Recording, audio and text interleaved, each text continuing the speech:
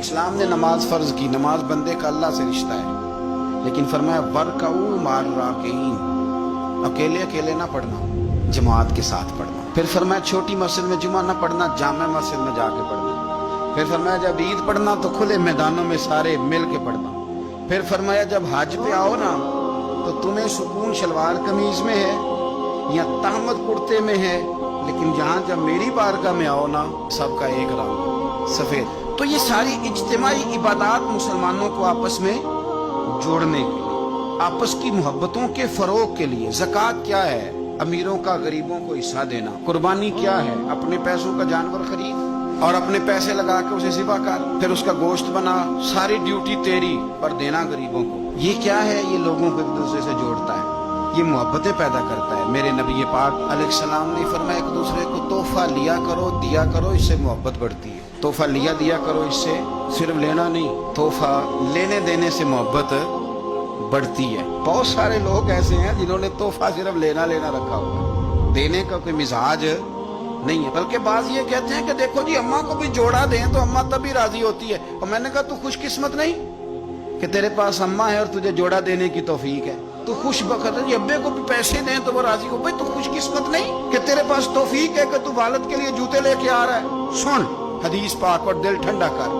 اور جس رنگ میں یہ حدیث پڑھنے لگا ہوں سبل الہدیٰ پر ارشاد میں دیگر کتابوں میں موجود ہے، حضرت جابر ابن عبداللہ راوی ہیں، اور میں جس انداز میں بیان کرنے لگا ہوں اس کو اسی رنگ میں لیجئے گا۔ اللہ تبارک و تعالی ہمیں بھی اخلاص کی توفیق عطا فرمائے اور اللہ تعالی فضل فرمائے۔ لیکن اس سے پہلے ایک حدیث بخاری کی سن لیں، مضمون زیادہ واضح ہو جائے گا۔ کسی کی جیب پر دھیان رکھنا منع ہے دین میں، بلکہ نبی پاک صلی اللہ علیہ وسلم نے فرمایا اگر تم چاہتے ہو نا کہ لوگ تم سے پیار کریں تو فرمایا جو ان کی جیبوں میں ہے اس سے بے نیاز ہو جاؤ۔ اگر تم لوگوں کی جیبوں پر توجہ کرو گے تو پھر وہ لوگ تم سے کبھی محبت نہیں کریں گے۔ لیکن ایک شریعت نے جو اینگل دی تحفے طائف کی، اس کا جو انداز ہے اس پر ذرا غور کریں۔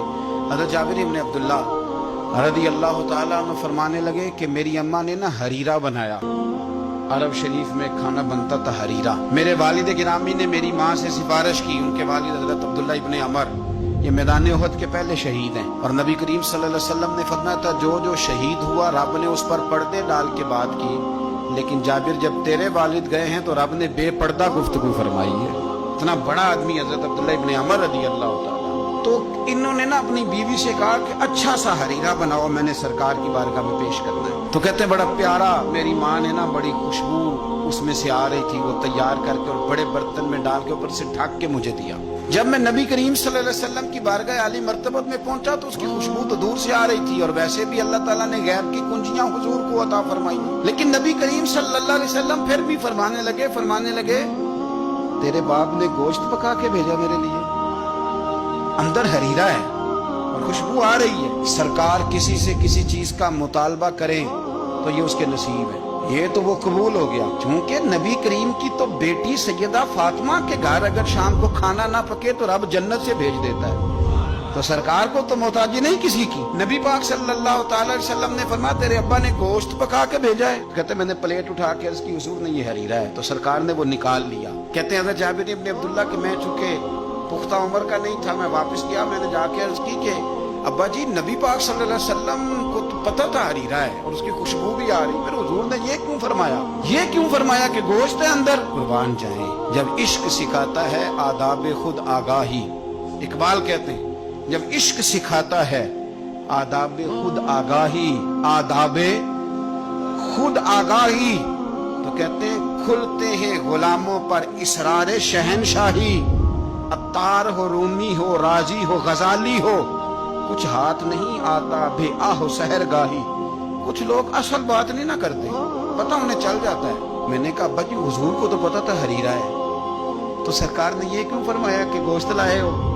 تو کہتے ہیں میرے ابا کی آنکھوں میں آنسو آ گئے۔ آپ سمجھے نا، جب عشق سکھاتا ہے آداب خود آگاہی، رو پڑے اور فرمانے لگے تو خوش قسمت نہیں کہ حضور نے تجھ سے پوچھا ہے کہ تیرے باپ نے گوشت بھیجا، فرمایا جلدی کر ایک بکری پکڑ کے لا۔ کہتے ہیں میں باڑے سے بکری پکڑ کے لایا، میرے ابا نے اسے بنایا اور بڑے پریم سے گوشت بنایا اور میری ماں نے پکایا اور پھر برتن میں ڈالا۔ کہتے ہیں غروب آفتاب ہونے والا تھا جب میں وہ کھانا لے کے گوشت لے کے در رسول پہ پہنچا، اور جا کے جب میں نے پیش کیا تو حضور نے نہیں پوچھا کیا لائے ہو، اب نہیں پوچھا.